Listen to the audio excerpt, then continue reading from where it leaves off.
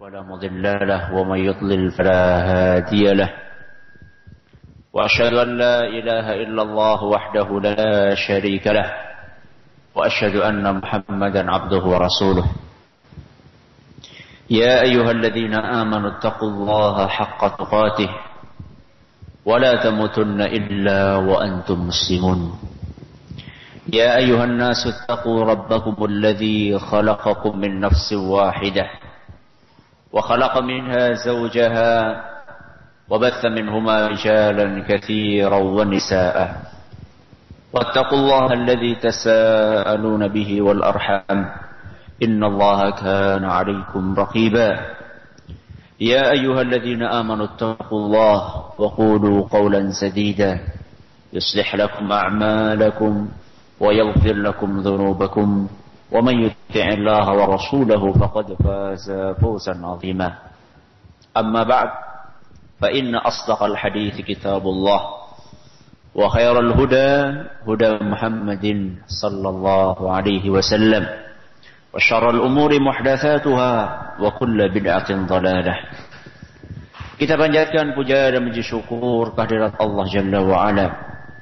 Pada kesempatan pagi menjelang siang yang sangat cerah ini, kita kembali diberi kekuatan, kesehatan, hidayah, serta taufik dari Allah Jalla wa'ala.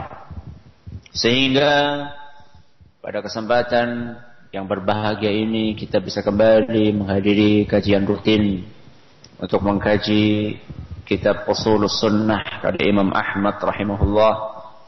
Kita berharap semoga Allah Jalla wa'ala berkenan untuk melimpahkan kepada kita semuanya ilmu yang bermanfaat, sehingga bisa kita amalkan sebagai bekal untuk menghadap kepada Allah Jalla wa'ala. Amin ya rabbal alamin. Salat dan salam semoga senantiasa tercurahkan kepada junjungan kita Rasulullah sallallahu alaihi wasallam, kepada para sahabatnya, keluarganya, dan umatnya yang setia mengikuti tuntunannya hingga hari akhir nanti. Kaum muslimin dan kaum muslimat, para hadirin dan hadirat, juga segenap pendengar Radio Roja di Jakarta, di Bandung dan sekitarnya. Kita akan melanjutkan pembahasan yang sudah kita mulai tentang perjalanan hidup sesudah apa? Sesudah mati. Setelah hidup sesudah mati masih ada apa? Hidup. Setelah hidup mati, setelah mati hidup. Setelah hidup ada mati lagi? Tidak ada? Setelah hidup sesudah mati tidak ada mati lagi? Tidak ada. Ya, tidak ada mati lagi. Yang ada adalah imma mendapatkan kenikmatan yang abadi atau mendapatkan siksa yang abadi pula. Na'udzubillahi min dzalik. Pada pengajian yang telah lalu, kita membahas beberapa kejadian pada alam akhirat. Di antaranya adalah syafaat agung Rasulullah sallallahu alaihi wasallam, yaitu syafaat dari beliau atas izin Allah untuk dimulainya hisab, dimulainya penghitungan apa? Amalan.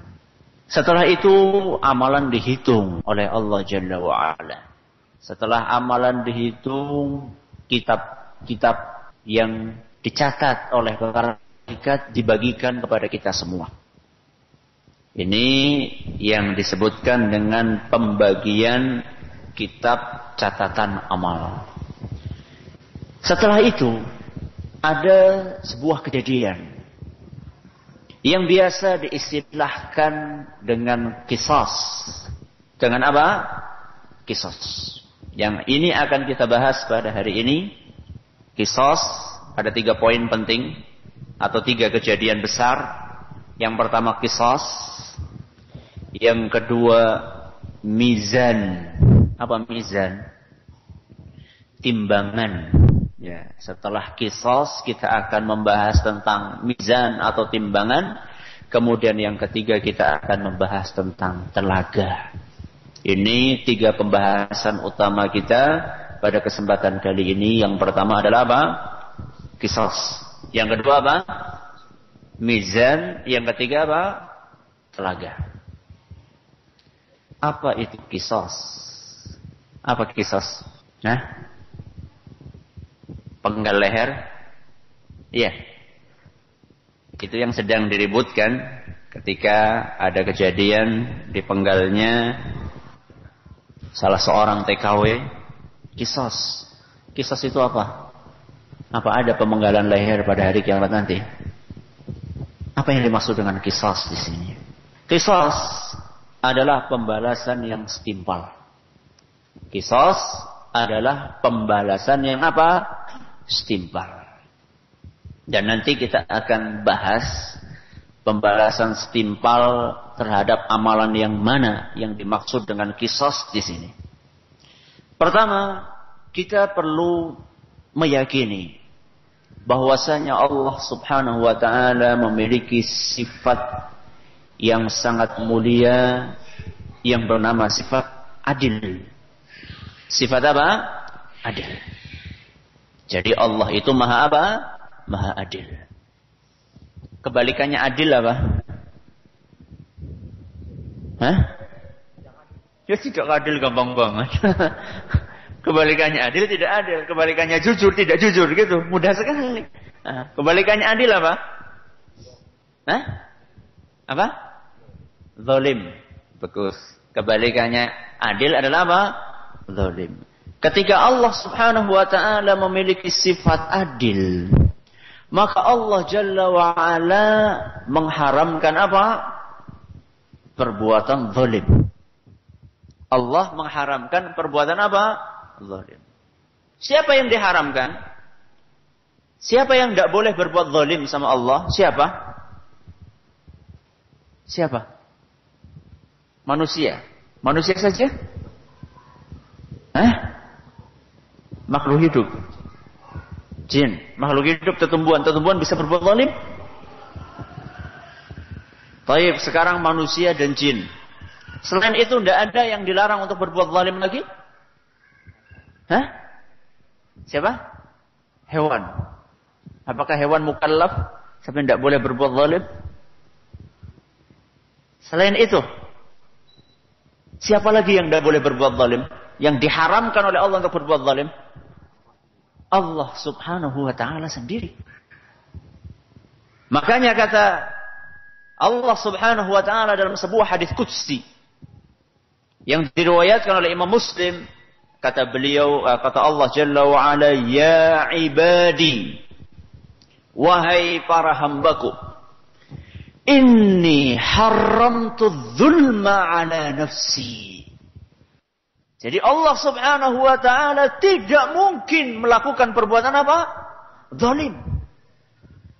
Walaupun mungkin nampaknya ketika kita dikenakan sebuah cobaan yang sangat berat, ada sebagian orang yang imannya lemah, kemudian dia menyangka Allah ini tidak adil.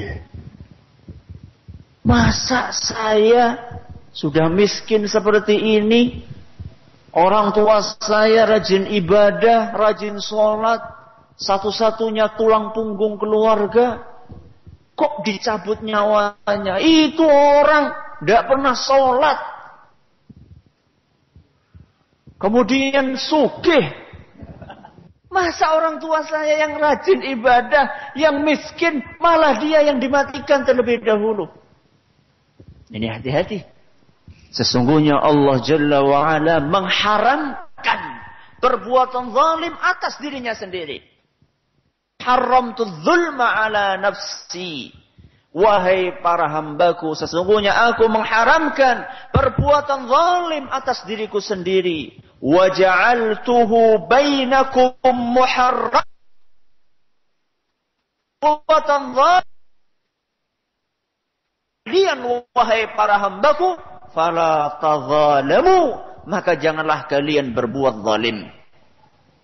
Jadi yang diharamkan untuk berbuat zalim bukan hanya apa? Bukan hanya manusia, tapi juga Allah Subhanahu wa taala Allah haramkan atas dirinya untuk melakukan perbuatan zalim. Dan perbuatan zalim buntutnya apa? Panjang. Bukan hanya di dunia, tapi juga di apa? Di akhirat. Mungkin seseorang bisa selamat jika dia berbuat zalim karena kekuasaan. Mungkin dia bisa menyerobot tanah milik ribuan manusia dengan kekuasaan yang dia miliki dan dia tidak terjerat hukum di dunia. Karena dia punya kekuasaan, karena dia punya harta, karena dia punya orang-orang penting. Tapi itu hanya di dunia. Adapun nanti di pengadilan itu tidak akan selamat. Maka kata Nabi sallallahu alaihi wasallam yang diriwayatkan oleh Imam Muslim juga, ittaqudz zulma. Hati-hatilah kalian dari perbuatan zalim. Hati-hatilah kalian dari perbuatan zalim. Fa inna zulma zulumat. Perbuatan zalim berlipat-lipat pada hari kiamat. Jadi orang yang melakukan perbuatan zalim di dunia, dia akan mendapatkan kegelapan bukan hanya satu, tapi zulumat. Gelap yang berlipat-lipat. Apa bentuk kegelapan itu? Kita akan jelaskan sekarang. Pada hari kiamat nanti, satu-satunya kekayaan seorang hamba adalah apa? Amal soleh dia. Satu-satunya apa? Kekayaan seorang hamba pada hari kiamat adalah apa? Amal solehnya. Dan itu adalah modal dia yang paling berharga. Dia punya amal soleh, pahalanya dia dapatkan dan inilah modal dia untuk mengarungi alam akhirat. Bagaimana seandainya modal dia satu-satunya hilang? Bagaimana seandainya modal... Bingung, pusing, 7 keliling. Dia mau cari modal lagi bisa enggak? Enggak bisa. Dan modal kumpulkan dengan jerih payahnya di dunia, pada hari kiamat nanti bisa lenyap. Manakala dia di dunianya suka melakukan perbuatan zalim. Contohnya apa perbuatan zalim? Menyakiti orang. Menyakiti orang dengan apa? Dengan ghibah? Dengan pukulan? Dengan pukulan antum apa tukang pukul antum? Hah? Antum tukang pukul? Bukan. Tapi kadang-kadang ada di antara antum yang bukan tukang pukul suka mukul. Siapa? Hah? Anak antum yang tidak berhak untuk dipukul, kemudian antum apa? Pukul. Siapa lagi? Murid antum. Antum guru SD, muridnya nakal, seharusnya dihukum dengan 10 pukulan, dihukum berapa pukulan? 20 pukulan. Loh, itu perbuatan zalim bukan itu? Hah?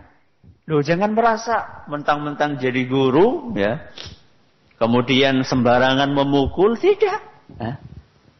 Ada ukurannya, ya. Kesalahan bagaimana yang berhak untuk dipukul dan pukulannya berapa? Itu ada pertimbangannya. Masa kesalahan orang yang nyikut temannya dihukum sama dengan kesalahan orang yang apa? Dengan kesalahan orang yang misalnya sampai minum minuman keras di luar sekolahan. Berbeda. Jadi seandainya melebihi kadar, maka itu akan termasuk perbuatan zalim. Memukul orang lain. Kemudian menyakiti dan menjatuhkan harga diri orang lain dengan cara memfitnah orang lain. Dan ini amat disayangkan. Terkadang sangat mudah di lisan sebagian orang untuk menuduh orang lain yang enggak-enggak. Menuduh orang lain dengan tuduhan-tuduhan yang belum jelas. Buktinya tidak ada. Masuk perbuatan zalim yang akan dipertanggungjawab tersebut. Bagaimana? Tanggung jawabannya adalah dengan dibagi-bagikan amal saleh yang kita kerjakan. Modal utama kita itu terpaksa harus dicabut. Terpaksa harus ada orang-orang yang pernah kita zalimi di dunia. Jadi kalau misalnya jadi guru selama berapa tahun? Selama 30 tahun. Berapa murid yang sudah dizalimi? Berapa? Alhamdulillah Ustaz, saya tidak pernah mukul, cuman saya jewer aja Ustaz. Kalau jewernya sampai telinganya apa? Hampir putus ya sama saja. Jadi sekian orang mereka akan menuntut untuk dibagi amal soleh yang kita miliki. Ya seandainya fitnahnya itu bukan hanya sejauh tetangga-tetangganya. Yang namanya ghibah. Ghibah itu kan ngerasani atau menggunjing. Itu kadang-kadang lisan seseorang itu panjangnya cuma sampai semeter. Yang kena ghibah itu adalah siapa? Tetangganya di depannya. Itu lisannya cuma apa? Semeter. Ada orang lisannya sampai 15 kilo. Jadi yang ghibaih di Purbalingga, yang dighibaih di mana? Di Purwokerto. Ada orang yang lisannya ribuan kilometer. Gimana itu? Orang yang ghibah di sini, yang dighibah di mana? Di Irian misalnya. Ini lisannya panjang sekali. Dan ditambah disebarkan di internet. Di internet berarti sampai kemana? Sampai ke seluruh dunia. Jadi lisannya itu sepanjang dunia. Nah, orang kalau ini tidak masalah.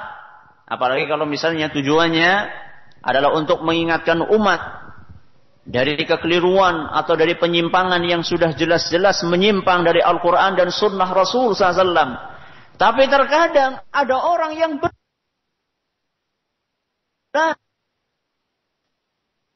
yang masih, kalau boleh dikatakan abu-abu, belum jelas apakah ini haram atau halal, bid'ah atau sunnah, dan juga belum jelas apakah orang tersebut melakukannya, tapi beritanya sudah sampai ke luar negeri. Orang-orang yang menzalimi orang lain, maka mereka akan mempertanggungjawabkan perbuatannya pada hari kiamat nanti. Bagaimana? Semakin banyak orang yang dizalimi, maka akan semakin banyak orang yang meminta modal utama kita di alam akhirat nanti. Terus, kalau misalnya orang ini yang tukang zalim ini amalannya sedikit. Amalannya apa? Sedikit. Kalau amalannya sedikit, dicabut berarti apa? Habis. Atau misalnya amalannya tidak ada. Dia juga ibadahnya pas-pasan, atau bahkan mungkin bukan orang Islam, tapi suka menzalimi orang lain. Hitler misalnya. Siapa? Hitler. Bukan orang Islam, bukan? Bukan. Yang dizalimi banyak enggak? Wah, banyak banget. Nah, itu kira-kira dia mau bagi amal soleh apa yang mau dibagikan kira-kira menurut antum? Orang Islam bukan. Gak punya amal soleh. Pahalanya mana? Terus gimana? Zalim itu nuntut kepada Hitler misalnya. Nuntut bagiannya. Hitler mau bagi-bagi apa? Bagi-bagi bedil? Bagi-bagi apa? Tidak punya apa-apa, terus gimana caranya? Apa? Pelimpahan dosa. Kalau misalnya amal soleh tidak punya, maka dosa orang-orang yang dizalimi ini dicabut oleh Allah Subhanahu wa taala. Diringankan dosanya. Diringankan dosanya kemudian diberikan kepada orang yang menzalimi mereka. Wah, yang dizalimi berapa itu? Kalau misalnya kayak korupsi. Korupsi itu yang dizalimi berapa? Hah? Korupsi yang dizalimi berapa? Orang penduduk Indonesia berapa orang sih? Hah? Berapa orang? 250. Itu sensus terakhir itu. Hah? Mungkin sekarang udah hampir mendekati 300 mungkin. Kalau misalnya duit rakyat yang dikorupsi, kira-kira bisa nggak yang korupsi itu bagi-bagi amal soleh dia untuk orang-orang yang apa? Orang-orang yang dia zalimi 300 juta. Gimana kira-kira? Sangat tidak mungkin. Jangankan untuk menanggung dosa orang lain. Nanggung dosanya sendiri saja kita sudah keberatan. Bagaimana seandainya Ustaz, itu dalilnya apa Ustaz? Apa dalilnya? Orang-orang yang berbuat zalim akan menanggung dosa orang lain. Dalilnya apa? Dalilnya sebuah hadis yang diriwayatkan oleh Imam Bukhari. Yang diriwayatkan oleh Imam Bukhari rahimahullahu ta'ala. Bahwasanya Rasulullah sallallahu alaihi wasallam bersabda, "Man kanat lahu mazlamatun li akhihi." Barang siapa min irdhihi aw syai'in, entah itu bentuk kezalimannya berupa harga diri saudaranya atau yang lainnya. Jadi barang siapa yang menzalimi saudaranya dalam harga dirinya atau yang lainnya, falyatahallalhu minhul yaum. Hendaklah dia hari ini juga minta untuk dihalalkan. Apa dihalalkan? Minta sertifikasi halal. Apa maksudnya minta dihalalkan? Hah? Minta untuk dimaafkan. Dimaafkan saja? Nyuri 10 juta minta dimaafkan? Hah? Kalau kaitannya dengan harta ya harus dia apa? Harus dikembalikan. Nggak cuma minta maaf saja. Enak aja. Ngutang 10 juta minta maaf. Nah, harus dibayar. Ya. Kalau kaitannya dengan itu. Hendaklah, kata Nabi SAW, minta dihalalkan darinya hari ini juga.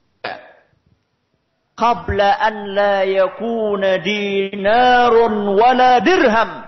Sebelum datang hari dinar dan dirham tidak lagi berharga. Jadi, kalau kita pernah menzalimi orang, segeralah hari ini kita minta maaf kepada orang yang pernah kita zalimi sebelum datangnya hari tidak ada dinar dan dirham. Maksudnya dinar dan dirham itu tidak lagi apa? Tidak lagi bermanfaat. In kana lahu amalun salih ukhidha minhu biqadri madlamatihi. Terus kalau misalnya ketika di dunianya dia nggak mau minta maaf, atau tidak sempat minta maaf karena keburu apa? Keburu meninggal. Makanya Nabi SAW pesannya al-yaum, hari ini.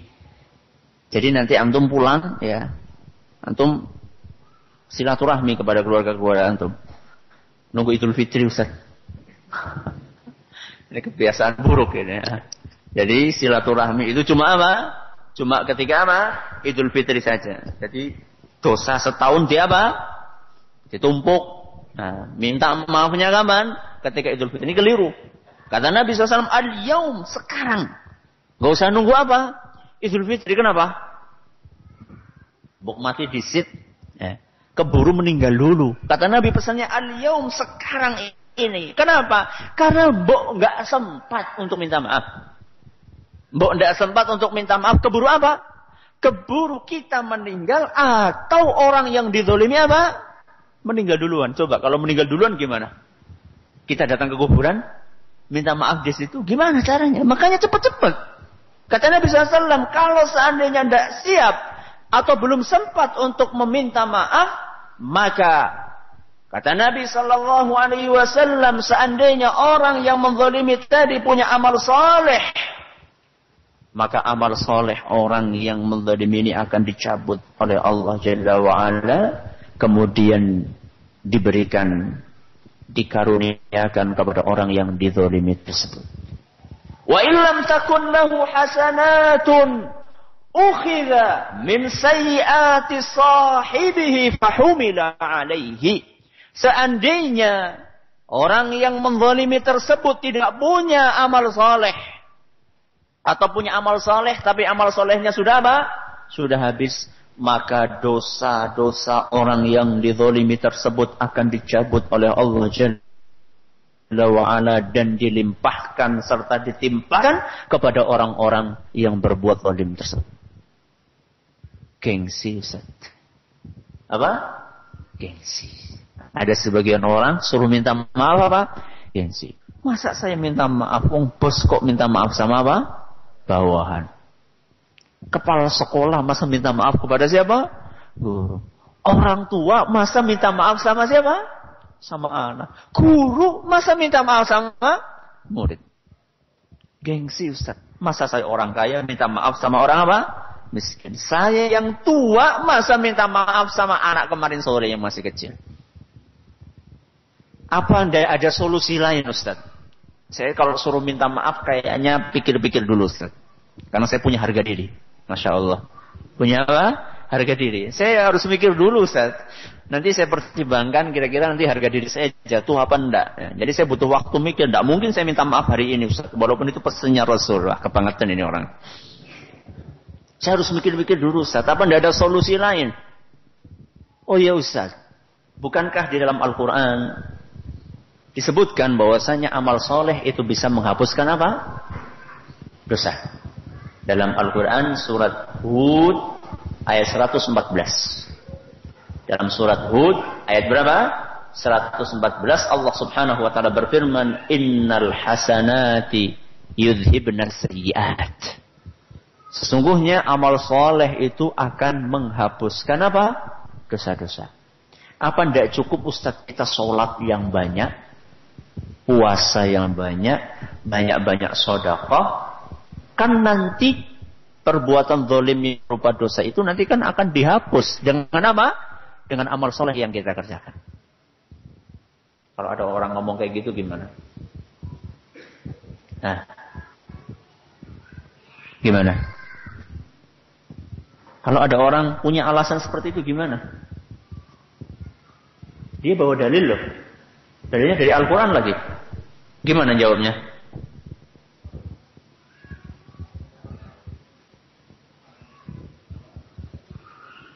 Gimana? Kita tidak tahu amalan kita itu diterima oleh Allah. Ya makanya amalannya yang banyak gitu. Kalaupun masa sih dari sekian banyak amalan nggak ada yang diterima gitu. Apa yo enggaknya kebangetan temen ya. Nah, kalau ada orang ngomong itu gimana jawabnya? Silakan, anak ajak antum untuk berpikir. Ya.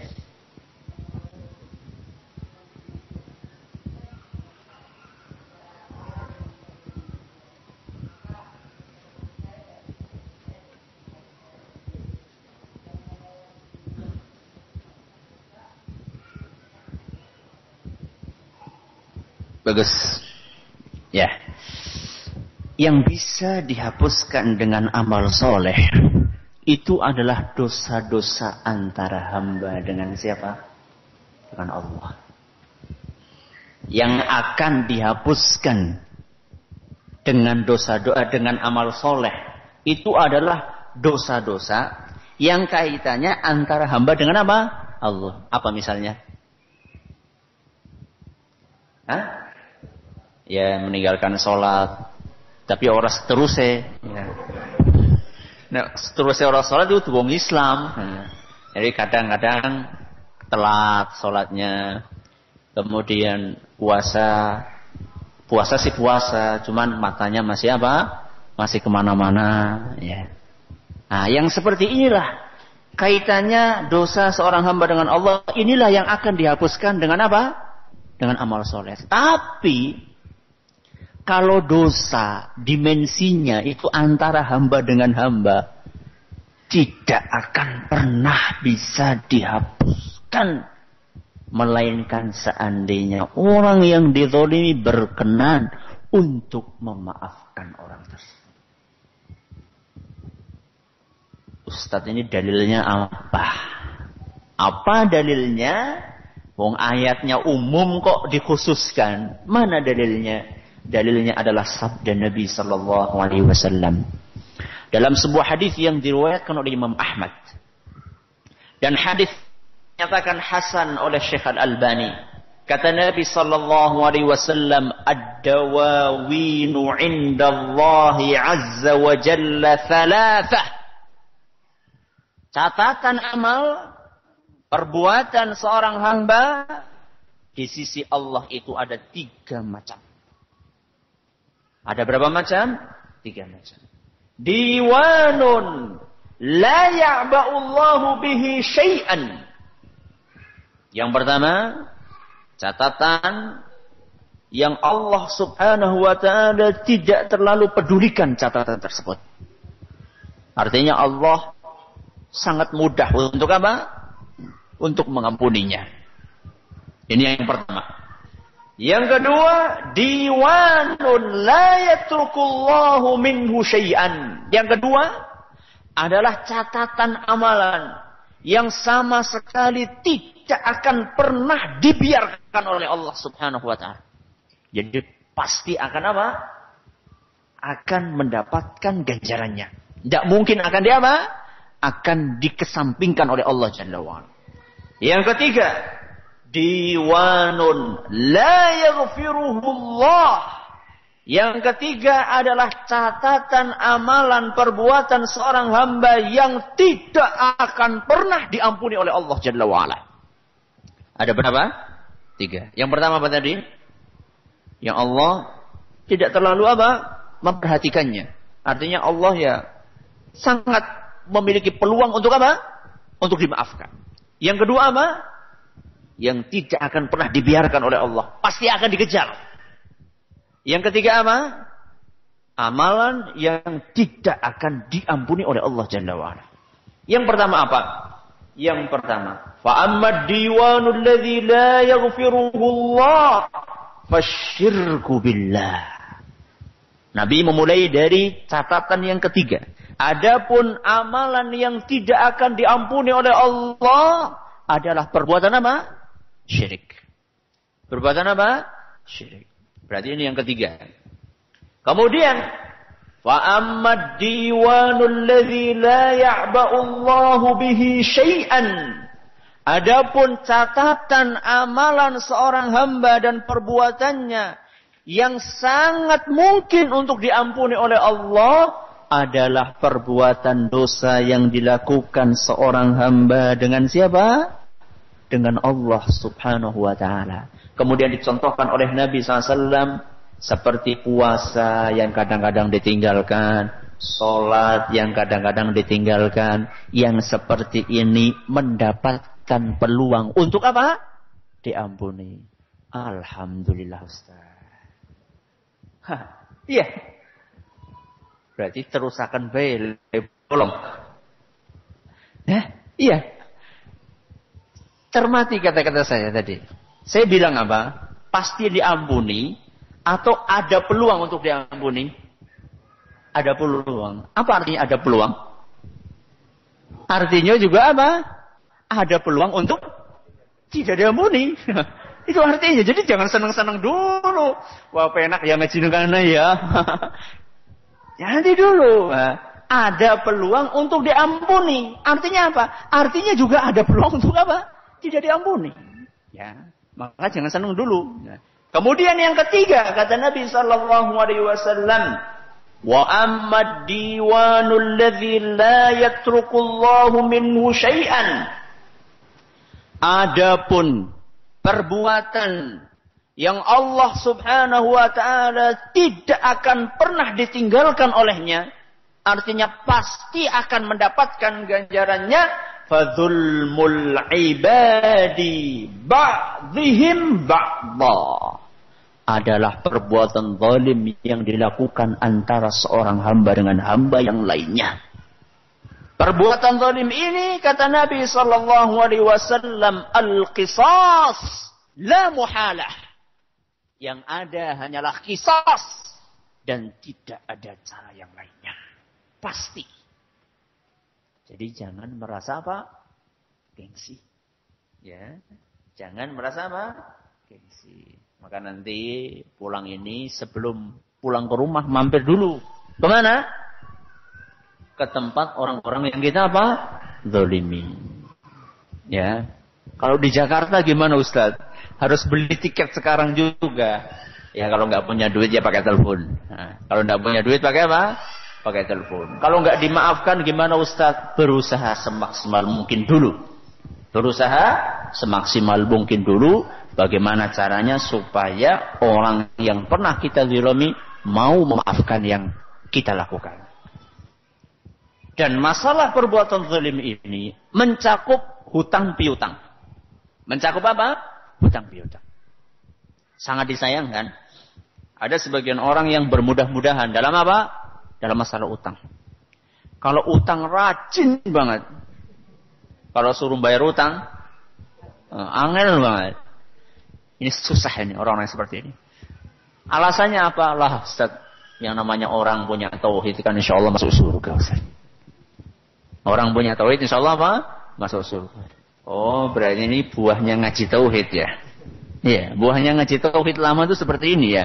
Jadi mudah-mudah tidak bayar apa? Bayar utang. Banyak kasus yang memprihatinkan. Sampai diceritakan ada sebuah majalah Islam. Yang namanya majalah itu kan punya agen. Punya apa? Perwakilan di setiap apa? Daerah. Itu saking banyaknya yang nunggak. Saking banyaknya yang apa? Nunggak. Itu tunggaannya itu sampai 300 juta. Tunggaan apa? Majalah apa? Majalah selebritis. Majalah Islam. Berarti agennya orang apa? Orang Islam. Utangnya, nunggaknya sampai berapa? 300 juta. Bahkan ada yang sampai 1 M. Itu juga majalah Islam. Subhanallah. Orang ini bermudah-mudah sekali dalam masalah hutang. Ya. Kalau pada hari kiamat nanti, orang yang menghutangi, menuntut, bisa bayar hutang? Tidak bisa. Bagaimana cara bayarnya? Dengan amal soleh yang kita miliki. Kata Nabi sallallahu alaihi wasallam dalam sebuah hadis yang diriwayatkan oleh Imam Ibnu Majah. Dan hadis ini dinyatakan hasan sahih oleh Syekh Al-Albani. Man mata wa alaihi dinarun aw dirham. Barang siapa yang meninggal dalam keadaan dia punya utang berupa dinar atau dirham, qudiya min hasanatihi laisa tham dinarun wala dirham. Orang tersebut harus membayar hutangnya dengan pahala yang dia miliki pada hari yang tidak ada dinar dan dirham. Jadi pertanggungjawabannya berat. Ya. Jadi jangan sampai modal utama kita yang pas-pasan harus di apa? Harus dikurangi dengan perbuatan-perbuatan zalim yang kita lakukan. Ini masalah apa? Masalah kisos. Dan kisos ini bukan hanya antara manusia. Bahkan kisos ini juga terjadi antara apa? Antara apa? Antara binatang. Antara apa? Antara binatang. Dalam sebuah hadis yang diriwayatkan oleh Imam Muslim, Nabi kita Muhammad sallallahu alaihi wasallam bersabda, la tu'addunnal huquq ila ahliha yaumal qiyamah. Hak itu pasti akan dikembalikan kepada yang berhak pada hari kiamat. Jadi kalau hak kita tidak kita dapatkan di dunia, yakin saja kita pasti akan mendapatkan hak kita di mana? Di akhirat. Dan ini hiburan. Ini hiburan buat kita yang di dunianya itu ngalahan. Yang di dunia apa? Ngalahan. Jadi sudah dibagi waris, sudah benar. Dapat sekian-sekian. Ini sekian ubin, ini sekian ubin, ini sekian meter. Kakak kita apa? Nyerobot. Nyerobot yang berapa meter diambil. Atau sudah jelas-jelas dibagi bagian rumahnya. Kamu bagian petak depan, saya petak belakang. Tahu-tahu kakak kita ngambil belakang plus setengah depan. Jadi kita cuma dapat apa? Setengah depannya. Banyak orang-orang yang modelnya apa-apa lah. Ini adalah kabar gembira buat mereka-mereka yang hidupnya legowo. Ya, dia minta haknya, tapi mintanya itu tidak terlalu apa? Tidak terlalu sampai ngambil parang diasah gitu. Enggak. Atau bawa linggis, enggak. Jadi minta, tidak dikasih ya sudah. Orang-orang yang seperti ini berbahagialah. Nanti pada hari kiamat kalian pasti akan mendapatkan hak kalian. Dalam bentuk apa? Dalam bentuk rumah setengah yang diambil? Tidak. Dalam bentuk amal soleh yang sangat kita butuhkan saat itu. Saat itu kita lagi butuh banget tambahan apa? Amal soleh. Dan kita saat itu lagi keberatan apa? Dosa. Kita saat itu lagi keberatan dosa. Kok ada orang sukarela mengambil apa? Dosa kita dan berbagi amal soleh dan pahala yang dia miliki. Alhamdulillah. Berarti anak buah ketika dulu kita di dunia apa? Orangnya ngalahan. Maka jadilah orang yang apa? Yang ngalahan. Ya. Kalau masalah duniawi, ya itu tidak usah terlalu apa? Terlalu berebut. Kenapa? Karena dunia seisinya, kata Nabi SAW itu tidak lebih berharga dibandingkan apa? Dibandingkan seekor apa? Nyamuk. Kata Nabi SAW dalam sebuah hadis yang diriwayatkan oleh Imam At-Tirmidzi seingat saya. Kata Nabi SAW, "Lau kanatid dunya ta'dilu 'indallahi janaha ba'udah." Seandainya dunia itu tidak lebih berharga dibandingkan sayap seekor nyamuk. Jadi dunia seisinya ini tidak lebih mahal dibandingkan apa? Sayap seekor nyamuk. Jadi seandainya ini ada nyamuk, ya, kemudian anak nemu nyamuk ini, anak ambil sayapnya, siapa yang mau? Ada yang mau? Tidak ada? Sudah dibeli 500, mau enggak? 500 perak, masa tidak mau? Tidak mau juga. Ya sudah sekarang, siapa yang mau gratis? Oh, nggak mau sayapnya sudah sama nyamuknya sekalian. Tidak ada yang mau. Tidak ada yang mau. Kenapa? Karena sangat hina. Itulah harga dunia seisinya. Harga dunia seisinya tidak lebih mahal dibandingkan harga apa? Sayap seekor nyamuk. Makanya kalau ada keluarga besar yang rukun, yang tentrem, yang damai, kemudian pecah menjadi dua, kakak adik saling bermusuhan, tidak mau tegur sapa, maka orang yang seperti itu telah memecahkan tali silaturahmi demi rebutan sayap seekor nyamuk. Maka kalau kaitannya dengan perkara duniawi, gak usah terlalu kita itu mengejar. Ya. Bisa kita dapatkan alhamdulillah, ndak bisa ya. Entah ini baik ngoneng akhirat. Tunggu saja nanti di akhir. Tapi panjenengan senang kalau saudaranya disiksa? Ya ndak senang loh. Syukur-syukur kalau apa? Kalau dimaafkan. Itu lebih apa? Lebih baik lagi.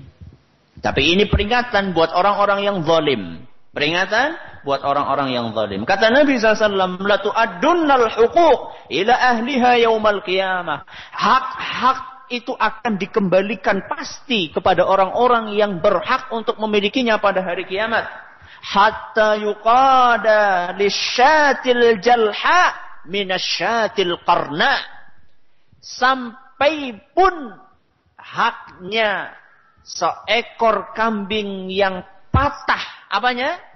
Tanduknya itu akan diberikan haknya dari kambing yang punya apa?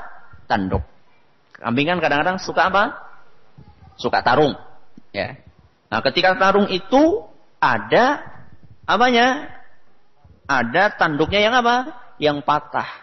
Nanti kambing yang tanduknya patah itu akan datang pada hari kiamat menuntut kambing yang apa?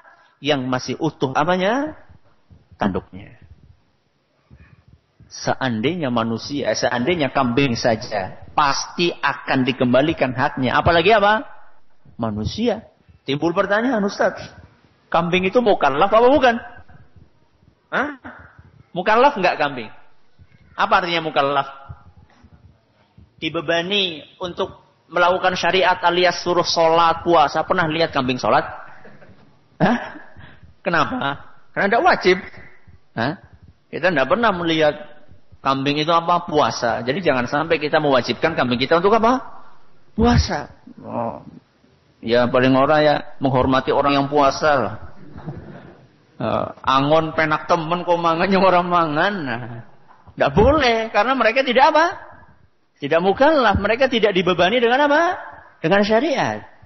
Tapi kenapa kok mereka dituntut juga untuk memenuhi hak orang lain. Untuk memenuhi hak kambing yang lain. Kenapa? Apa kira-kira hikmahnya? Hah? Bagus. Untuk menunjukkan betapa tinggi keadilan siapa? Allah Subhanahu wa ta'ala. Ini yang pertama. Untuk menunjukkan betapa tinggi keadilan Allah. Sampai binatang pun Allah berbuat adil di antara mereka. Kemudian yang kedua, untuk menunjukkan bahwasanya hak itu pasti akan apa? Akan didapatkan. Akan dikembalikan pada hari kiamat. Walaupun itu haknya apa? Haknya binatang. Kemudian yang ketiga, untuk memberikan pelajaran kepada manusia. Bahwa di antara binatang saja ada qisas.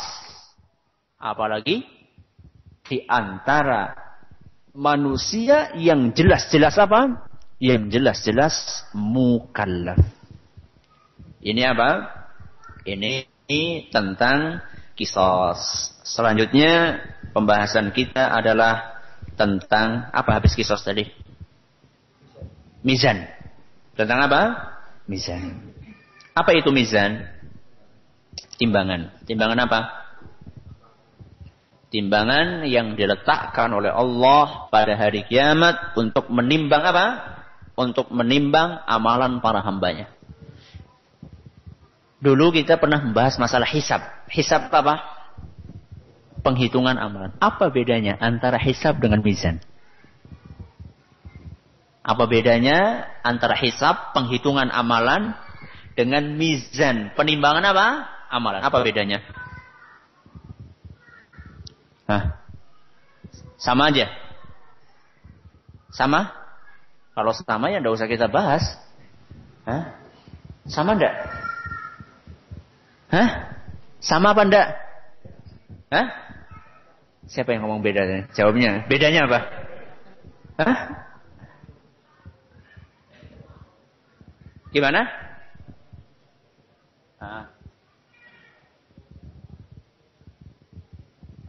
Kalau mizan? Timbangan sendiri-sendiri. Ada yang lain? Apa kira-kira? Ya. Iya. Iya.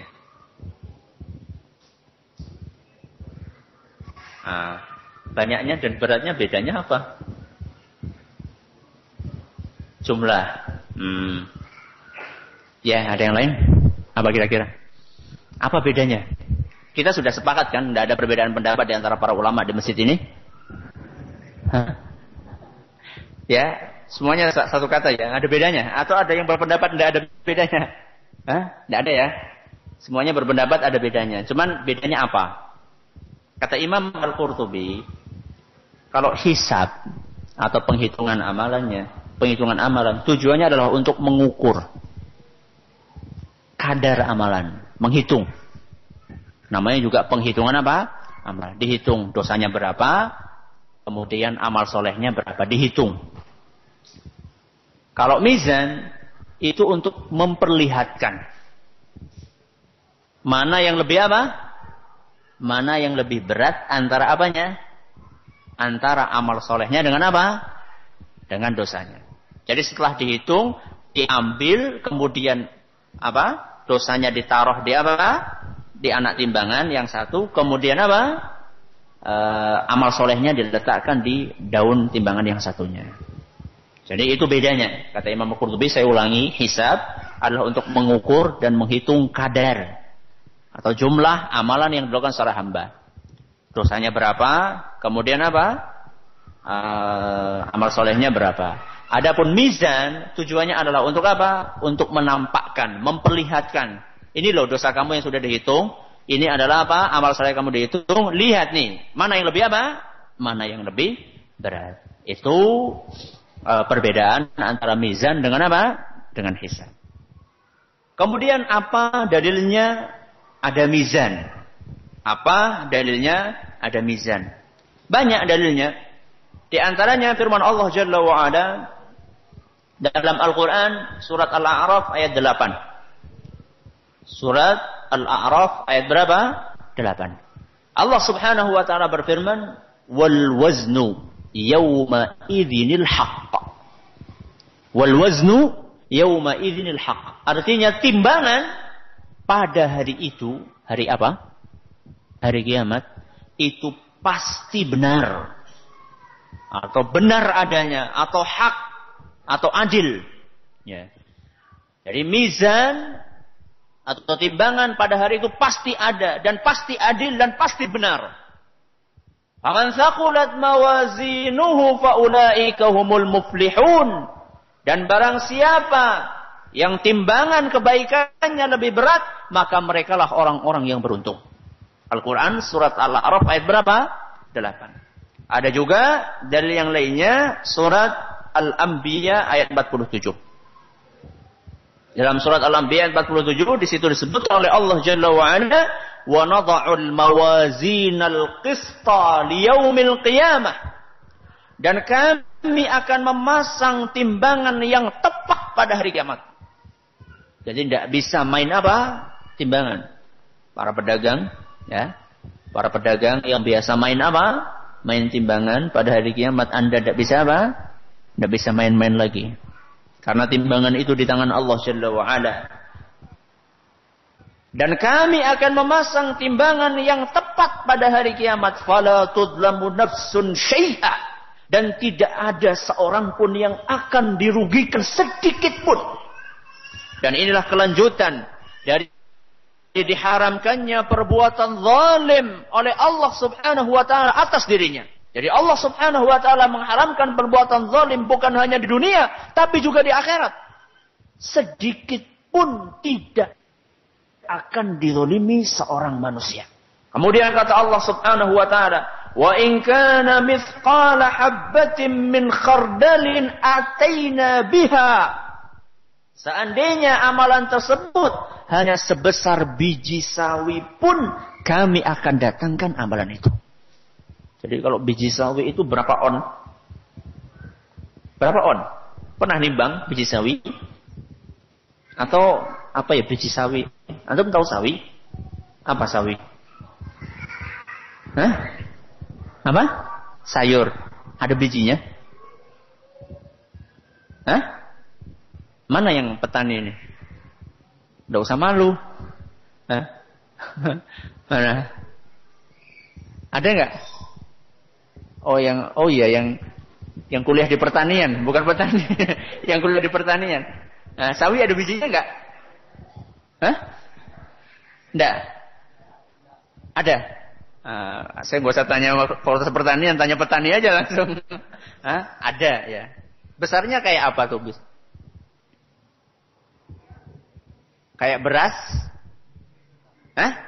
Lebih kecil lagi. Kayak apa? Hah? Kayak kedelai. Oh, kayak beribik. Tahu beribik antum? Tahu ya? Alhamdulillah tahu. Ini tidak ada beribikan ini. Apa? Biasanya kalau di musola di Di mimbar-mimbar di kampung-kampung itu banyak beribik ya. Beribik itu adalah apa? Kayu kalau keluar apanya? Coklat-coklat itu loh. Coklat-coklat muda itu. Nah itu sebesar itu. Berapa on itu? Nggak nyampe 1 on. Setengah on aja nggak nyampe. Itu akan ditimbang. Walaupun tinggal segitu. Walaupun kita punya amalan sekecil itu akan ditimbang oleh Allah Jalla wa'ala. Makanya kata Allah Jalla wa'ala, wa kafa bina hasibin, dan cukuplah kami sebagai pembuat perhitungan. Ini dalil adanya apa? Dalil adanya apa? Mizan. Mizan itu jumlahnya berapa? Mizan jumlahnya berapa? Sejumlah manusia. Manusia berapa? Banyak banget. Ada perbedaan pendapat di antara para ulama dalam masalah ini? Ada. Ada sebagian ulama yang berpendapat mizan itu 1. Dan ada pula sebagian ulama yang berpendapat mizan itu apa? Banyak. Sebanyak orang atau amalan yang ditimbang. Dan masing-masing punya argumen. Masing-masing punya apa? Argumen. Kata orang yang atau kata ulama yang berpendapat mizan itu 1, katanya di sebagian ayat disebutkan dengan bentuk mufrad. Mufrad itu apa? Tunggal. Nah, wal waznu atau mizan. Mizan itu kan apa? 1. Tapi di sebagian ayat disebutkan apa? Dengan jamak. Contohnya tadi ayat yang dalam surat apa tadi? Dalam surat Al-Anbiya. Dalam surat Al-Anbiya ayat 47. Wa nad'ul mawazin. Mawazin itu adalah bentuk plural. Bentuk apa? Jamak. Ya. Berarti kan banyak. Enggak cuma apa? 1. Masing-masing punya argumen. Cuman kalau mayoritas ulama berpendapat apa? Berpendapat mizan itu cuma 1. Berpendapat mizan itu cuma apa? Cuma 1. Dan ini dikatakan oleh Imam Ibnu Katsir rahimahullah. Kata beliau, mayoritas ulama pendapatnya adalah mizan itu cuma apa? 1. Lalu Ustaz, berarti ya sudah teman golongan ini. Yang akan ditimbang amalannya berapa? Berapa orang? Banyak sekali. Jin dan manusia. Kalau timbangannya 1 sih golongan ini sih kepriwe. Ora suwe banget Ustaz. Gimana? Beda antara timbangan di dunia dengan timbangan di mana? Di akhirat. Timbangan di akhirat kayak apa? Kata Nabi SAW dalam sebuah hadis yang diriwayatkan oleh Imam Al-Hakim. Dan hadis ini kata beliau sahih. Kata Nabi SAW, yudha'ul mizanu yawmal qiyamah. Pada hari kiamat, mizan atau timbangan akan didatangkan. Falau wuzina fihi samawati wal ardu wala wasi'at. Seandainya 7 lapis langit dan bumi ditimbang, niscaya cukup untuk menimbangnya. 7 lapis langit dan apa? Bumi. Itu ditimbang, niscaya apa? Cukup. Berarti berapa besarnya timbangannya? Hah? Berapa besarnya? Langit itu besarnya seberapa? Jarak antara satu langit dengan langit yang berikutnya berapa? 500 tahun perjalanan. Jarak antara bumi langit itu ada berapa lapis? Ada 7. Antara lapis yang pertama dengan lapis yang kedua itu berapa tahun? 500 tahun perjalanan. Begitu pula yang berikutnya, yang berikutnya, yang berikutnya. Itu sebesar itu kalau ditimbang ditambah dengan apa? Bumi itu cukup bisa untuk nimbang. Jadi tidak usah khawatir. Tidak usah khawatir loh, nyongsi nomor pirang ya. Suwe teman, tidak usah khawatir. Ya. Kemudian gimana Ustaz caranya? Gimana apa? Caranya. Wong orang banyak, masa timbangannya gimana? Nggak bisa dibayangkan. Karena emang nggak usah dibayangkan. Nggak usah dibayangkan. Kata Imam Ibnu Hajar rahimahullah, Imam Ibnu Hajar al-Asqalani, beliau termasuk ulama yang memandang bahwasanya atau menguatkan pendapat yang mengatakan bahwasanya mizan itu cuma apa? Satu. Kata beliau, wala yushkil bi kasrati man yuzanu amalah. Dan pendapat bahwasanya timbangan itu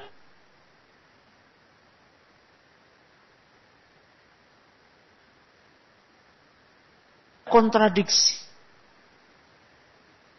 Wahai imam, lianna ahwalal qiyamah la tuqayyafu bi ahwalid dunya.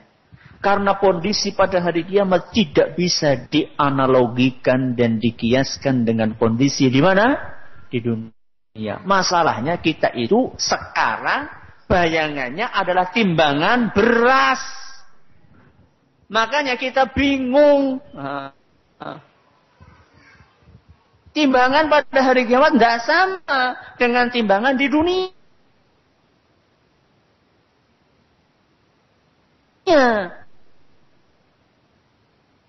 Pada hari kiamat tidak bisa dianalogikan.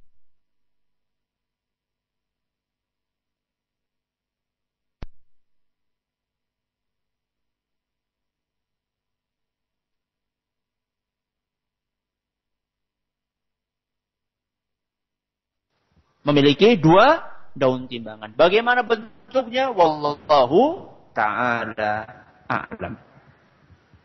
Pertanyaan berikutnya. Apakah diperlukan mizan? Apakah diperlukan mizan? Perlu enggak? Allah apa enggak tahu? Allah apa enggak tahu kalau enggak ditimbang amalan kita? Hah? Enggak tahu? Tahu. Alhamdulillah. Tahu ya Allah ya? Tahu. Terus kenapa perlu pakai mizan segala, pakai timbangan? Apa enggak malah akan suwe? Hah? Kenapa? Kok perlu pakai timbangan segala? Lawang Allah sudah tahu kok. Kira-kira amal soleh kita itu mana yang lebih berat antara dosa yang kita lakukan. Itu Allah tahu. Kenapa harus pakai timbangan-timbangan segala? Kenapa? Hah? Manusia belum tahu. Ya, kan bisa aja dikasih tahu kamu segini. Bisa aja.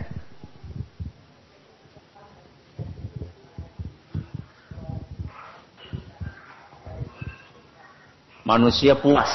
Berarti kalau nggak pakai timbangan manusia nggak puas gitu. Ada yang lain? Apa? Bagus. Untuk memperlihatkan betapa adilnya Allah Subhanahu wa ta'ala. Karena ketika mizan itu semua orang melihat. Semua orang apa? Melihat.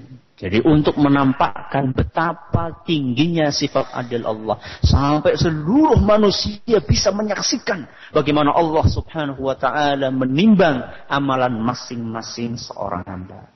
Apa yang ditimbang? Apa yang ditimbang? Apa yang ditimbang? Amalan. Amalan itu bentuknya apa? Nah iya, salat itu bisa dikilo apa enggak? Pahala. Pahala itu bisa ditimbang? Pahala itu sesuatu yang mendadak gitu bisa ditimbang? Apanya yang ditimbang? Buku catatannya? Iya. Dalilnya apa? Apanya yang ditimbang? Atau orangnya? Ya seneng yang gemuk ya. Kasihan yang kurus. Hah? Apa yang ditimbang? Amalannya.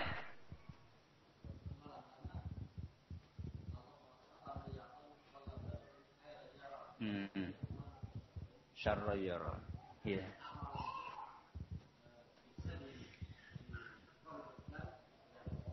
Bisa dikonkretkan dengan berat. Betul. Itu salah satu dalil. Dan masih banyak dalil yang lainnya. Para ulama berbeda pendapat. Para ulama berpendapat. Yang ditimbang itu apanya? Apa amalannya? Atau buku catatannya? Atau orangnya? Ulama berbagi menjadi berapa? 3 pendapat. Kenapa mereka bisa berbeda pendapat? Karena dalil menyatakan ada hadis yang berbicara amalan ditimbang. Ada hadis yang berbicara orangnya ditimbang. Ada hadis yang berbicara bukunya ditimbang. Terus bagaimana ini Ustaz? Sebagian ulama mengambil jalan tengah, semuanya ditimbang. Karena masing-masing ada apanya? Ada dalilnya. Apa dalilnya amalan ditimbang? Dalilnya amalan ditimbang adalah tadi ayat yang disampaikan dalam surat Az-Zalzalah ayat 6 sampai 8. Kata Allah Subhanahu wa taala, "Yauma idzi yasturun nasu ashtatan liyurau a'malahum." Kemudian apa? "Faman ya'mal mithqala dzarratin khairan yarah wa man ya'mal mithqala dzarratin syarran yarah." Itu dalilnya. Dalam Al-Quran, Allah Subhanahu wa ta'ala berfirman, barang siapa yang melakukan amalan walaupun sebesar biji sawi atau zarrah, maka dia akan mendapatkan balasannya. Kebalikannya, barang siapa yang melakukan amal keburukan walaupun sebesar biji sawi pun, dia akan mendapatkan apa?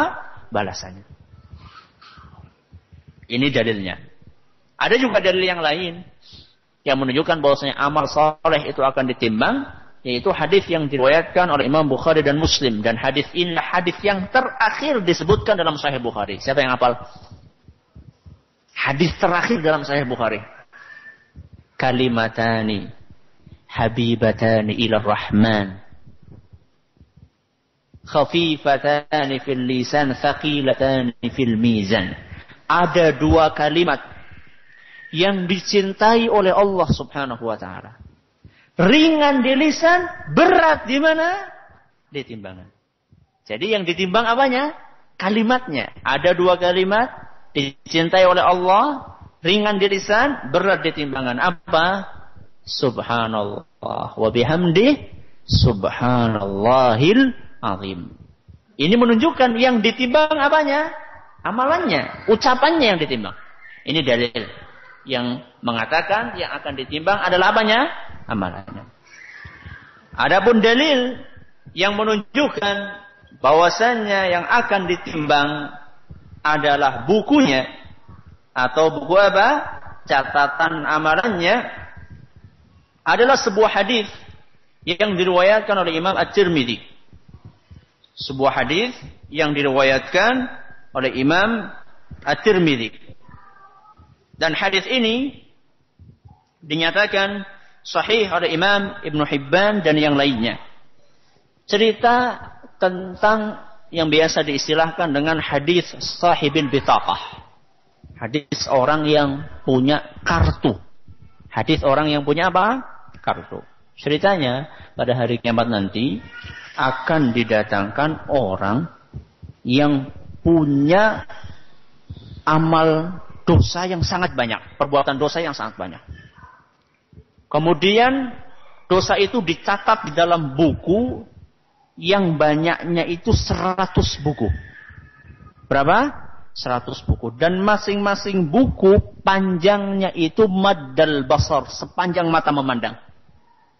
Satu buku panjangnya apa? Ya bukan panjang, kandele. Tebalnya itu sepanjang, buku apa ya? Buku apa? Itu padahal baru apa?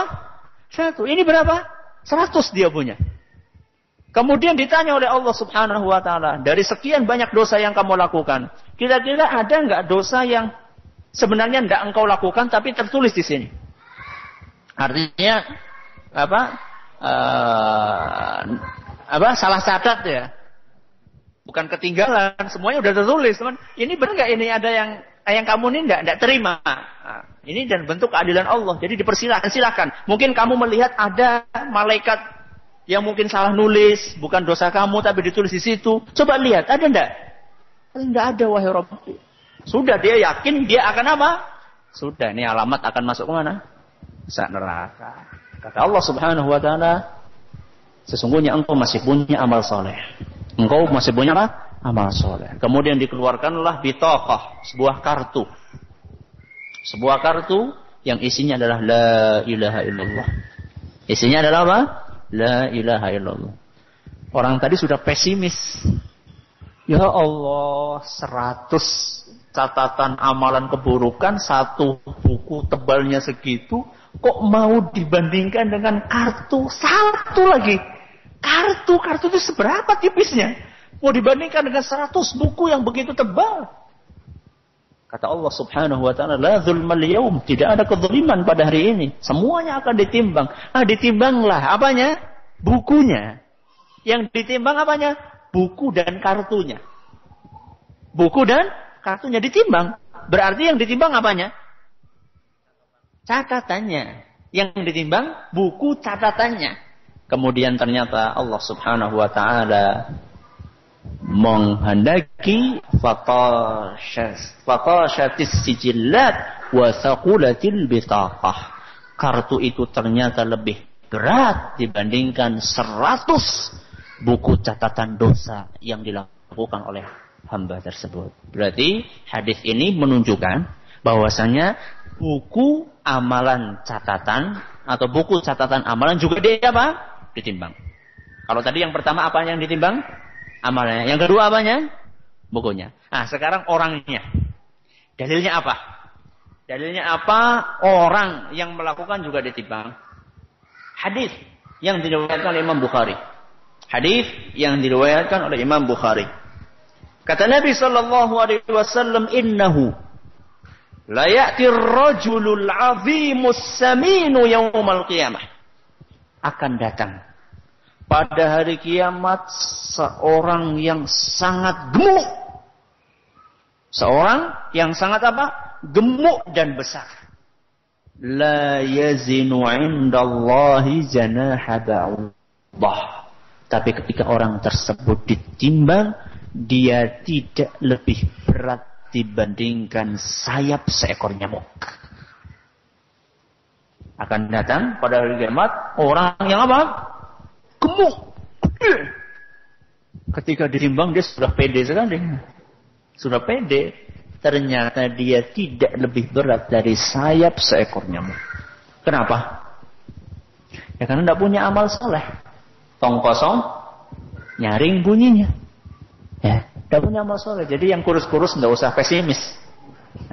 Yang kurus-kurus tidak usah apa? Pesimis. Yang gemuk-gemuk jangan terlalu apa? Optimis. Tergantung apanya? Tergantung amalannya. Tapi yang kurus-kurus juga jangan terlalu optimis. Sama saja. Yang gemuk-gemuk juga jangan apa? Pesimis, sama saja. Masing-masing tergantung apa? Amalannya. Bukan masalah berat badan yang kita miliki. Ini pembahasan tentang apa? Tentang mizan. Yang terakhir adalah pembahasan tentang apa? Tentang telaga. Apa bahasa Arabnya telaga? Haud.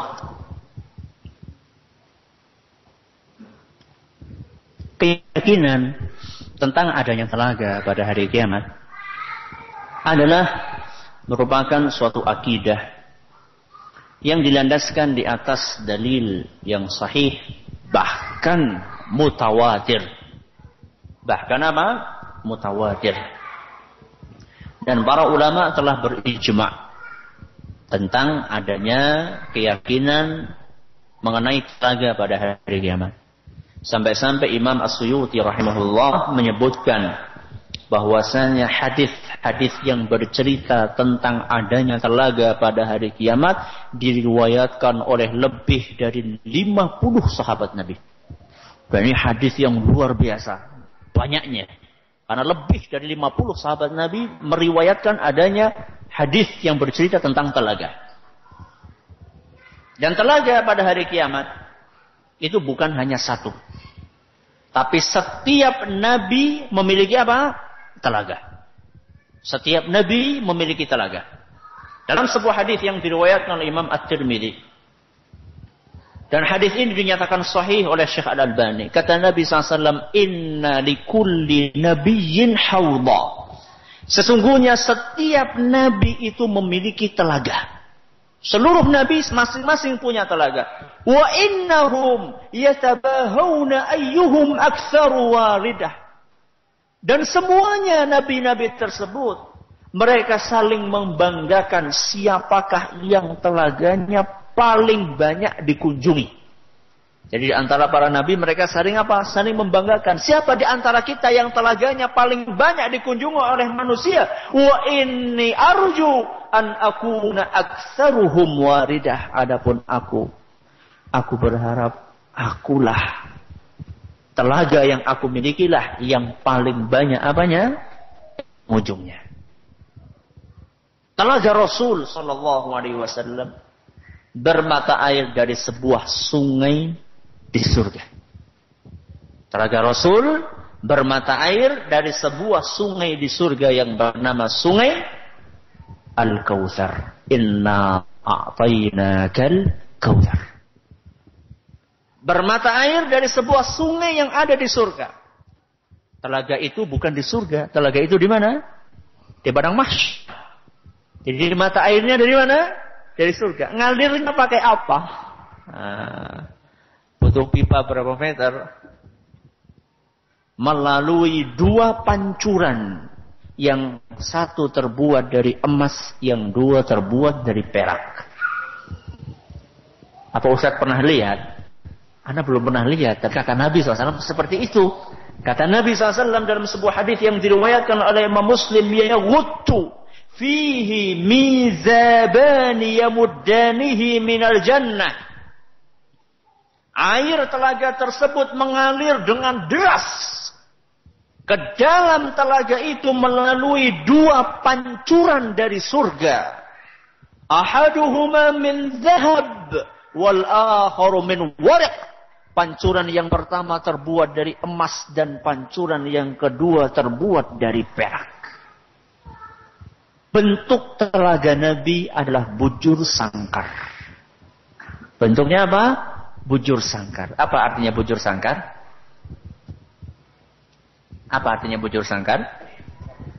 4 sisinya sama. Kalau ini apa ini? Persegi 4. Persegi panjang. Iya, persegi panjang. Belum lupa ya? Masya Allah. Ini persegi panjang. Kalau bujur sangkar berarti apa? Sama.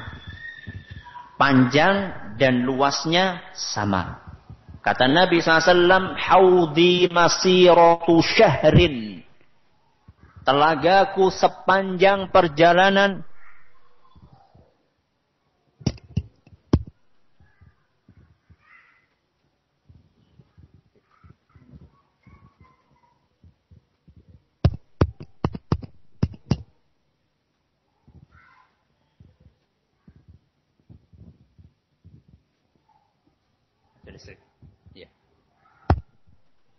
Kata Nabi SAW, telagaku sepanjang 1 bulan perjalanan.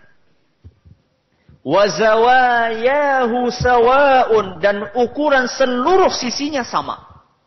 Ukuran seluruh sisinya sama. Berarti ini bujur sangkar. Hadis riwayat Muslim. Nah, karena yang mengunjungi telaga Rasul adalah paling banyak, maka butuh apa? Butuh apa? Orang mau minum butuh apa? Butuh gelas. Masa kita mau minum langsung? Butuh apa? Butuh gelas. Dan orangnya paling banyak. Terus gelasnya dari mana? Kata Nabi SAW, aqwabuhu mithlu nujumis sama. Gelasnya itu sejumlah bintang di lautan. Bintang di langitan, maaf.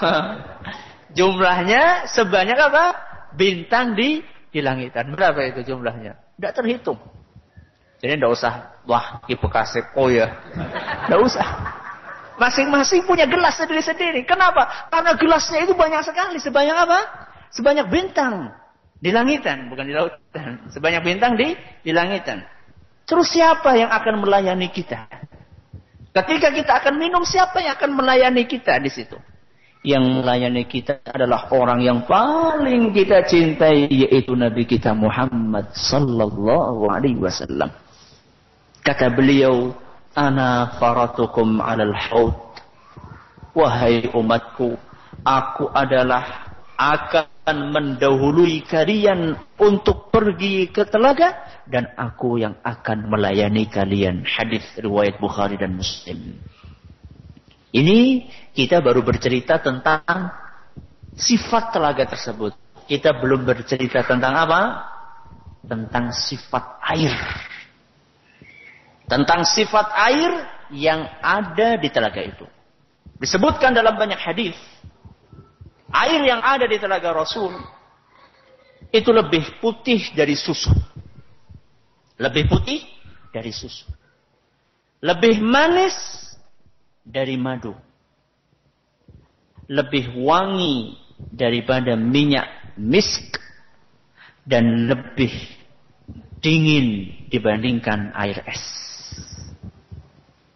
Apa tadi? Lebih apa? Putih dari apa? Susu.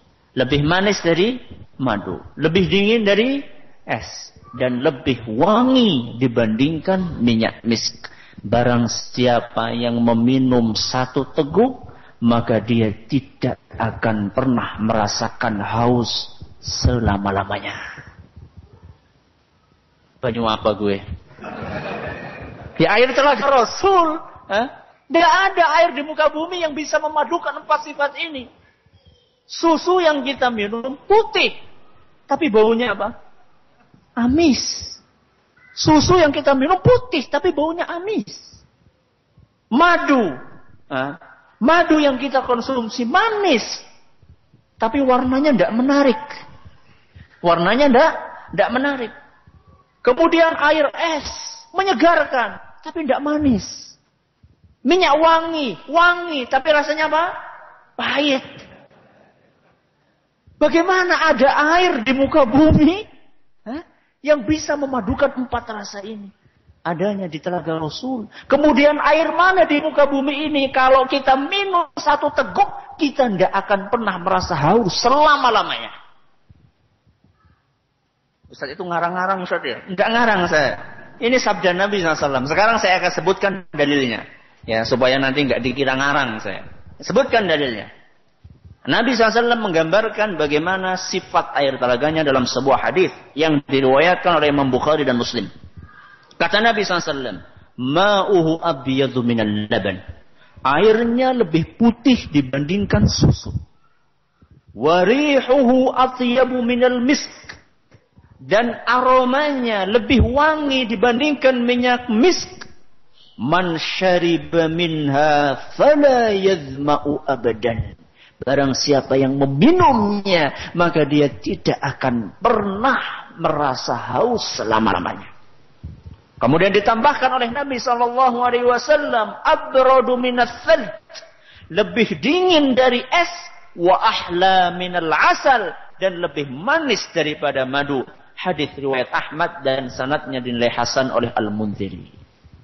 Itu sekelumit tentang apa? Telaga Rasul. Pengen minum di sana? Pengen. Tapi ternyata ada di antara umat ini yang tidak bisa minum di telaga. Padahal satu kondisi padang mahsyar sedang panas-panasnya. Sedang haus-hausnya. Penantian panjang setelah hisab. Ya. Semua orang dalam keadaan haus. Semuanya saat itu berbondong-bondong mencari air. Begitu sampai ke depan telaga sudah siap ingin mengambil gelas yang ada di situ. Ternyata mereka diusir. Dan tidak boleh mendekati telaga itu. Siapakah orang-orang itu? Kata Nabi SAW. Dalam sebuah hadis yang diriwayatkan oleh Imam Bukhari dan Muslim. La yaridanna alayya aqwamun a'rifuhum wa ya'rifuni. Akan datang ke telagaku orang-orang yang ku kenal dan mereka mengenaliku. Tsumma yuhalu baini wa bainahum. Kemudian orang-orang tersebut terhalang dariku. Akan datang orang-orang yang dikenal oleh Rasul. Dan mereka juga kenal Rasul. Tapi kemudian ketika mereka akan minum dihalangi, tidak bisa ke situ.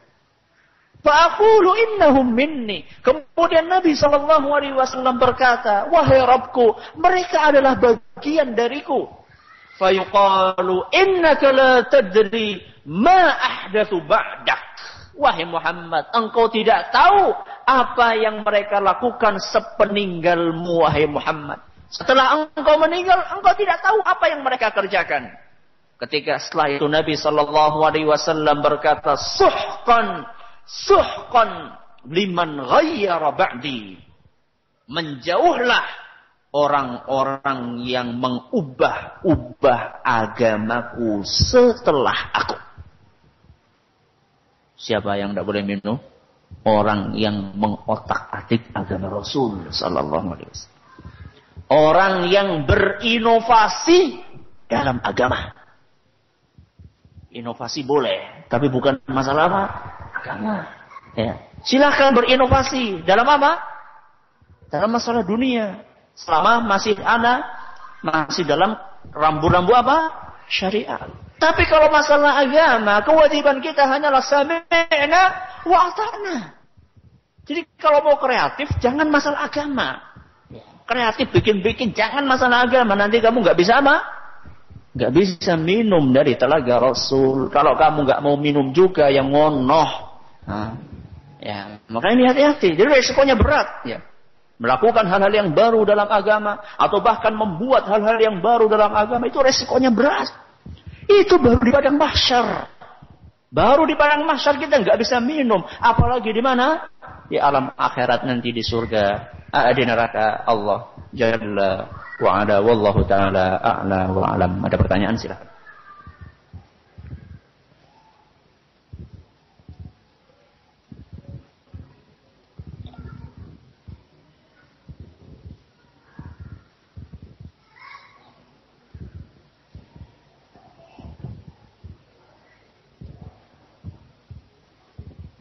Pertanyaan pertama, bolehkah kita belajar perbandingan madhab? Bolehkah kita belajar perbandingan madhab? Madhab fikih, kalau yang dimaksud madhab fikih, tidak apa-apa. Perbandingan madhab fikih, 4 madhab, Ahlussunnah wal Jamaah, madhab Malik, Syafi'i, Ahmad, Abu Hanifah, itu tidak apa-apa. Boleh-boleh saja. Cuman, itu buat orang yang sudah belajar dalil. Jadi tidak kemudian langsung meloncat, tidak. Yang namanya belajar itu butuh proses. Makanya para ulama dulu menjelaskan seyogyanya seorang itu belajar dari sesuatu yang ringkas terlebih dahulu. Kalau belajar perbandingan mazhab itu sudah kelas tinggi. Ya. Belajar perbandingan mazhab itu sudah kelas tinggi. Jadi ibarat kalau orang langsung belajar perbandingan mazhab tanpa belajar mazhab tertentu terlebih dahulu atau belajar tentang dalil, itu seperti bayi disuruh makan nasi goreng. Bayi baru umur 3 bulan suruh makan apa? Nasi goreng. Gimana? Muntah, bingung. Ya, jadi kalau mau belajar perbandingan mazhab itu boleh. Cuman apa? Pakai tahapan, tidak langsung tahu-tahu belajar perbandingan mazhab. Kemudian lebih baiknya ketika belajar perbandingan mazhab itu diiringi dengan adanya seorang guru yang bisa menjelaskan mana di antara pendapat mazhab ini yang lebih apa? Yang lebih sahih dan lebih kuat. Sehingga dia tidak bingung. Ya, belajar mazhab ini punya dalil, ini punya dalil.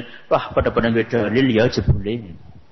Tapi nggak dijelaskan ini dalilnya sahih, dalilnya tidak, kemudian wajhul istidlal, sisi pendalilannya bagaimana. Ini harus dijelaskan. Sehingga seorang itu tidak kebingungan dalam beribadah.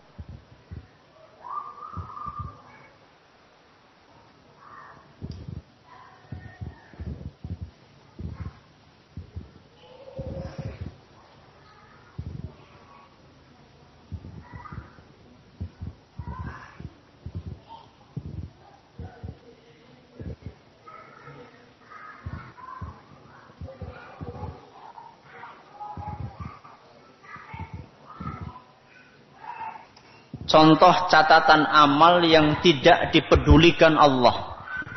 Maksudnya tidak dipedulikan ini adalah Allah itu bisa jadi atau tidak akan mengejar terus. Ya. Dalam artian Allah subhanahu wa ta'ala itu bisa jadi akan mengampuni. Ya banyak sekali maksiat-maksiat yang kita kerjakan yang kaitannya dengan Allah subhanahu wa ta'ala. yang kaitannya dengan apa? Dengan Allah Subhanahu wa taala. Seperti sholat kadang-kadang terlambat, kemudian mata ini masih jelalatan, lisan kita masih belum terjaga, ya. Bukan kaitannya dengan hak manusia, ya. Ini yang contoh yang model tadi itu. Kalau lupa baca Bismillah pada surat Al-Fatihah, hukumnya bagaimana? Ini lupa baca Bismillah atau baca Bismillah tapi tidak dikeraskan. Ini beda. Kalau lupa Bismillah, baca Bismillah, artinya tidak baca Bismillah, maka risikonya agak berat. Karena pendapat yang rajih atau yang lebih kuat, basmalah adalah bagian dari apa? Surat Al-Fatihah. Padahal membaca surat Al-Fatihah hukumnya adalah apa? Rukun. Bukan hanya wajib, hukumnya apa? Rukun. Maka sholatnya bisa beresiko tidak sah karena meninggalkan apa? Rukun sholat. Tapi dibedakan antara tidak baca basmalah dengan baca basmalah cuman tidak dikeraskan. Berdosakah apabila khawatir terkena sial setelah menabrak kucing? Tergantung sialnya apa. Kalau khawatir dikejar sama yang punya kucing, ya tidak berdosa. Loh, harus mempertanggungjawabkan antum. Tapi kalau yang dimaksud sial itu adalah apa? Nanti akan celaka misalnya akan ya kena apa? Kualat dan seterusnya. Ya berdosa. Itu tidak boleh. Jadi yang namanya berbahaya itu, yang namanya mempertanggungjawabkan perbuatan bukan cuma kita nabrak kucing saja. Nabrak kucing takut, nabrak orang tidak takut. Enggak, ya. Semuanya yang namanya menabrak ya perlu mempertanggungjawabkan perbuatan.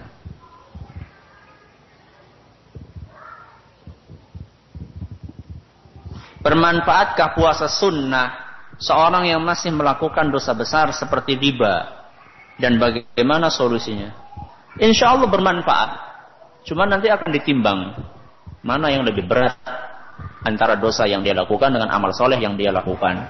Solusinya bagaimana? Solusinya ribanya ditinggalkan. Ya, solusinya ribanya ditinggalkan. Apa balasan orang-orang yang suka memberi maaf? Apakah adakah yang meringankan dosa-dosanya? Ya jelas. Kata Allah Subhanahu wa taala, "Khudzil afwa." Jadilah engkau pemaaf. Jadilah engkau pemaaf. Semakin orang memaafkan orang lain, maka derajatnya akan semakin tinggi pada hari kiamat. Ya. Jadi sangat dianjurkan dalam Islam untuk memberi apa? Maaf.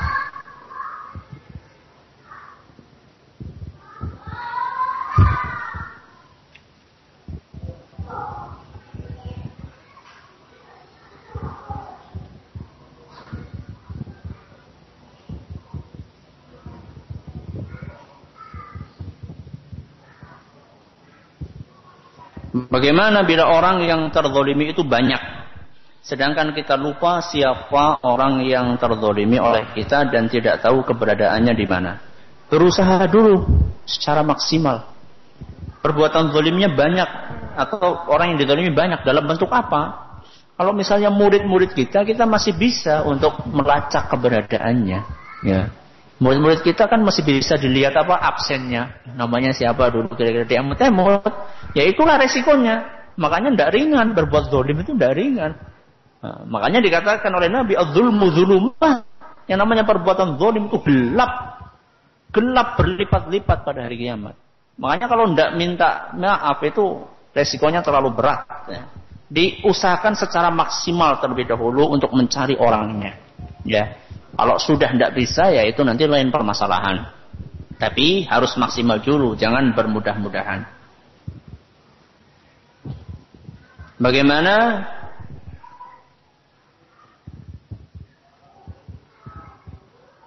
Bagaimana bila kita menjewer atau memukul anak karena tidak mau mengaji atau sholat? Kalau anak itu sudah berumur 10 tahun, tidak apa-apa. Kalau anak sudah berumur 10 tahun, masalah pukulan, bukan menjewer ya, masalah pukulan.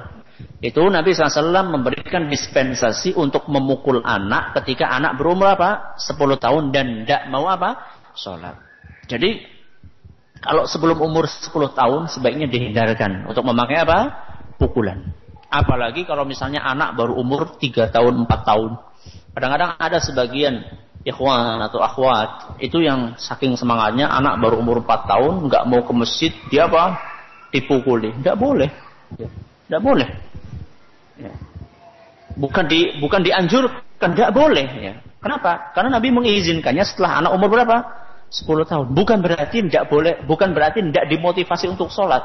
Tapi bentuknya itu bukan dengan Bukan dengan paksaan pukulan, bukan.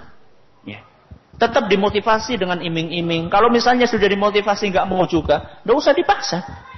Karena secara asal dia itu belum wajib untuk Untuk melakukan sholat.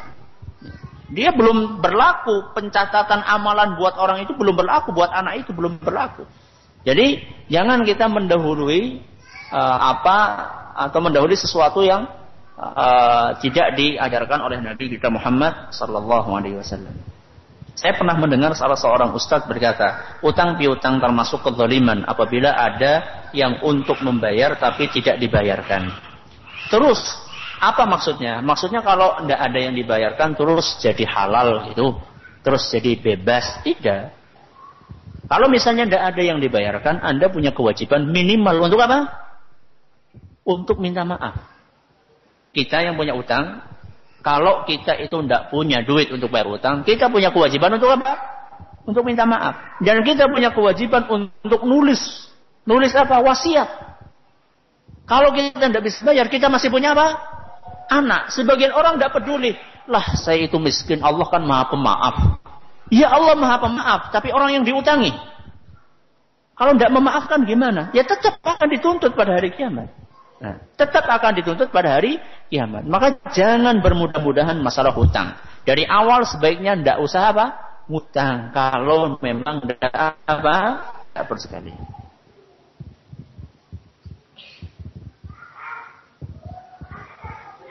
Bolehkah kita meminta maaf tanpa menyebutkan satu persatu kesalahan kita? Dengan mengatakan, ana minta maaf atas segala kesalahan ana. Kesalahannya apa? Kalau uang ya bisa. Utang dari bayar-bayar, maaf ana sudah minta maaf. Udah bisa. Jadi tergantung bagaimana bentuk kesalahannya. Kalau kesalahannya hanya masalah-masalah yang tadi, pernah menyakiti dia, pernah menggunjing dia, kalau dikhawatirkan disebutkan satu persatu justru akan semakin memperkeruh hubungan, maka ya tidak perlu untuk disebutkan satu persatu. Nah, tapi kalau misalnya kira-kira tidak akan menimbulkan itu, ya sebaiknya disebutkan kesalahannya. Caranya minta maaf orang yang dizolimi masalah uangnya. Apa nih? Mencuri. Kalau mencuri ya terus terang. Pak Nun Sewu, dulu saya pernah nyolong. Kembalikan. Nah, kecuali kalau takut nanti masuk ke penjara. Itu lain masalah ya. Tapi memang perlu ya. Jangan cuma memberikan uang. Dia bingung, ini uang apa? Nah, uang apa yang saya terima? Sehingga dia pikir ini uang cuma dikasih saja. Dia belum memaafkan kehilangan yang dulu pernah dia alami. Kan ada orang dicuri ya. Ada orang yang hartanya dicuri, dia sampai mengatakan pokoknya nganti kapan de Arab ora tek ngapura, siapa malingnya engko tek tuntut nganti akhirat. Tahu-tahu ada orang datang ngasih duit, alhamdulillah, apik teman dong iki. Padahal orang ini mau apa? Mau nyaur duit yang dia curi. Orang yang apa? Yang dicuri dia enggak tahu. Mungkin kalau dia tahu sudah dipukuli mungkin orang tadi ya. Dia tidak tahu, makanya harus minta maaf. Ya, dijelaskan, dikembalikan terang-terangan. Ya, dikembalikan terang-terangan, kecuali seandainya akan mengakibatkan madarat, berbahaya, misalnya akan dibunuh dan seterusnya, itu lain masalah.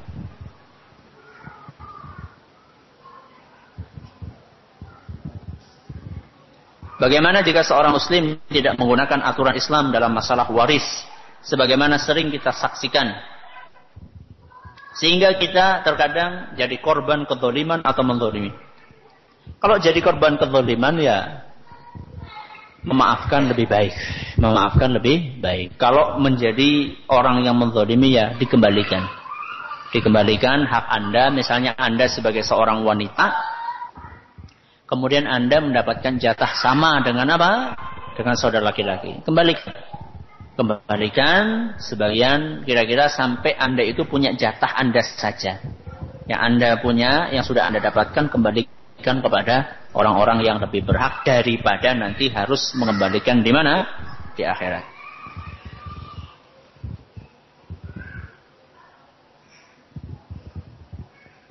Bagaimana jika orang yang berhutang kepada kita kemudian tidak membayarnya? Lebih baik kita ikhlaskan atau tetap mengharapkan dilunasi? Jika tidak ikhlas, apakah di akhirat tetap akan dihitung dalam qisas? Dan bagaimana jika kita mengikhlaskan? Lebih baik diikhlaskan. Lebih baik diikhlaskan. Lebih baik diikhlaskan. Kalau tidak diikhlaskan, nanti orang tersebut akan dikisas pada hari kiamat. Makanya para ulama kita kayak Imam Ibn Taimiyah itu ketika dia dizalimi oleh banyak musuh-musuhnya, musuh-musuh dakwahnya, Imam Ibn Taimiyah memaafkan semuanya. Ketika ditanya, kenapa engkau memaafkan? Kata dia, apa untungnya saya?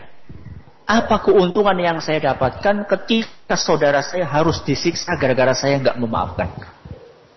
Jadi apa keuntungan yang saya dapatkan ketika gara-gara saya tidak memaafkan orang itu harus disiksa? Saudara saya harus disiksa. Inilah tingkat yang sangat tinggi dari sifat memaafkan. Allahu ta'ala a'la wa alam. Subhanakallahumma bihamdik asyhadu an la ilaha illa anta astaghfiruka wa atubu ilaik. Atas segala perhatian kami mengucapkan terima kasih, atas segala kurangan kami mohon maaf yang sebesar-besarnya. Wassalamualaikum warahmatullahi wabarakatuh.